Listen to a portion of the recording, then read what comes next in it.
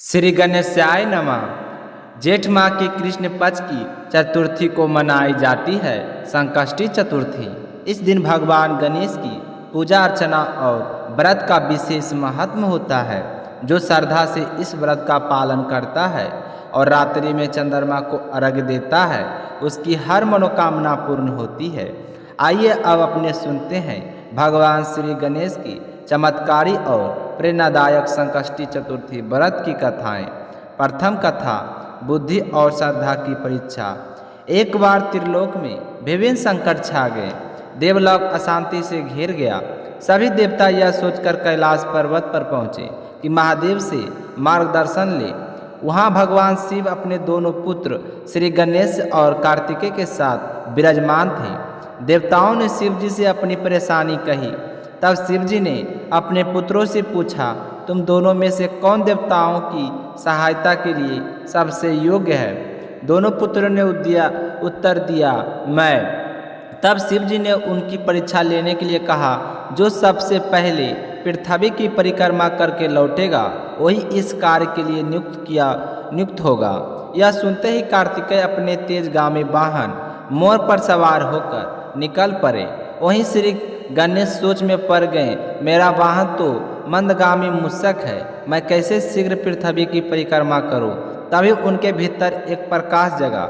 उन्होंने अपने स्थान से उठकर माता पिता और शिव जी की 7 बार परिक्रमा की और वापस आकर बैठ गए। कार्तिकेय जब लौटे तो उन्होंने स्वयं को विजेता घोषित किया, लेकिन शिव जी ने श्री गणेश से उनका निर्णय पूछते हुए कहा, पुत्र तुमने परिक्रमा क्यों नहीं की? गणेश जी ने शांत स्वर में उत्तर दिया, पिताश्री, माता पिता के चरणों में ही सारा ब्रह्मांड समाया है। उनकी परिक्रमा ही सबसे श्रेष्ठ तीर्थ यात्रा है। शिव जी इस उत्तर से अत्यंत प्रसन्न हुए और श्री गणेश को विजेता घोषित कर उन्हें देवताओं की सहायता के लिए भेज दिया। शिव जी ने वरदान दिया, जो भी चतुर्थी के दिन तुम्हारी पूजा करेगा और रात्रि में चंद्रमा को अर्घ्य देगा, उसके सारे दुख दैविक और भौतिक दूर हो जाएंगे। दूसरी कथा अब सुनेंगे, एक माँ की श्रद्धा और गणेश जी की कृपा। प्राचीन समय की बात है। राजा हरिश्चंद्र के राज में एक निर्धन कुम्हार रहता था। वह दिन रात मेहनत करता, लेकिन मिट्टी के बर्तन कभी पकते ही नहीं थे। एक दिन एक पुजारी ने उसे सुझाव दिया कि यदि वह अपने बर्तनों के साथ किसी जीवित प्राणी को आवा में रखे तो बर्तन पक सकते हैं। यह सुनकर उसे निर्दयी कुम्हार ने एक मासूम बालक को आवा में डाल दिया। उस दिन संकष्टी चतुर्थी थी। बालक की माँ को जब यह ज्ञात हुआ तो वह विलाप करने लगी, किंतु फिर उसने गणेश जी के चरणों में विनती की, हे विघ्नहर्ता, मेरे पुत्र की रक्षा करना। अगले दिन जब कुम्हार ने आवा खोला तो वह चौंक गया। सारे बर्तन अच्छे से पक चुके थे और बालक पूर्णतः सुरक्षित था। कुम्हार भयभीत होकर राजा के पास गया और पूरी बात बताई। जब बालक और उसकी माँ दरबार में पहुँचे तो माँ ने कहा, यह गणेश जी की कृपा है। संकष्टी चतुर्थी पर की गई सच्ची प्रार्थना कभी व्यर्थ नहीं जाती है। इस घटना के बाद सभी माताएं अपने बच्चों की सुख समृद्धि हेतु संकष्टी चतुर्थी का व्रत करने लगी।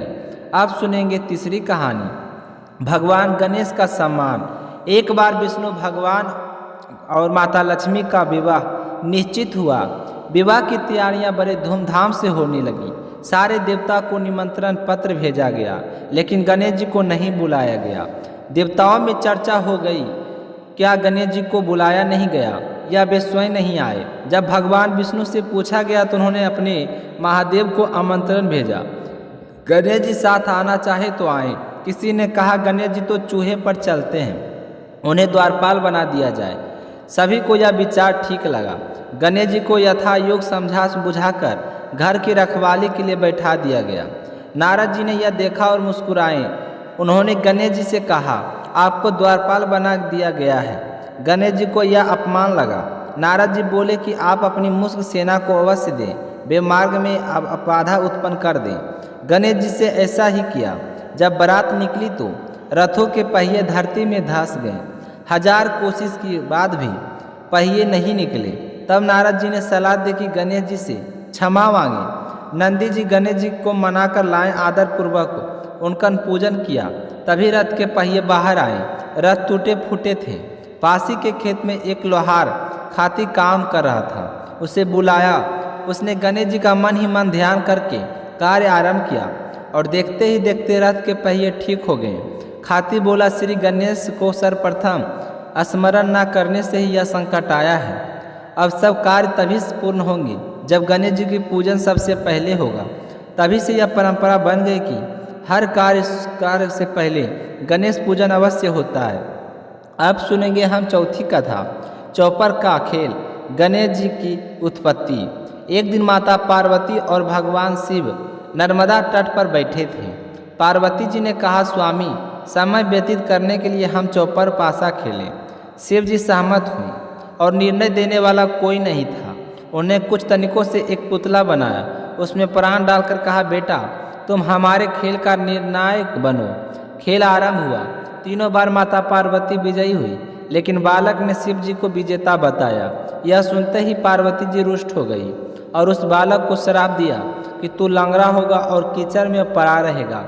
बालक ने क्षमा मांगी। माता ने कहा, जब नाग कन्याएं आएगी तो वे तुम्हें गणेश व्रत के उपदेश देंगे।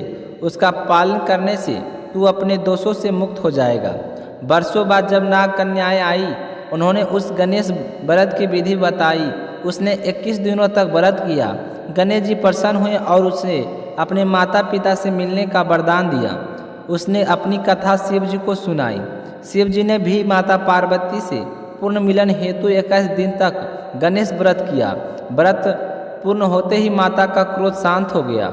माता पार्वती ने भी पुत्र कार्तिकेय से मिलने हेतु व्रत किया। 21वें दिन कार्तिकेय स्वयं उनके पास आए। तभी से यह गणेश व्रत समस्त मनोकामनाओं को पूर्ण करने वाला व्रत माना गया है। तो यह थी आज की कथा। आप सभी को सुनकर कैसा लगा कमेंट करके जरूर बताइएगा। और संकष्टी चतुर्थी की जय हो। भगवान श्री गणेश की जय हो।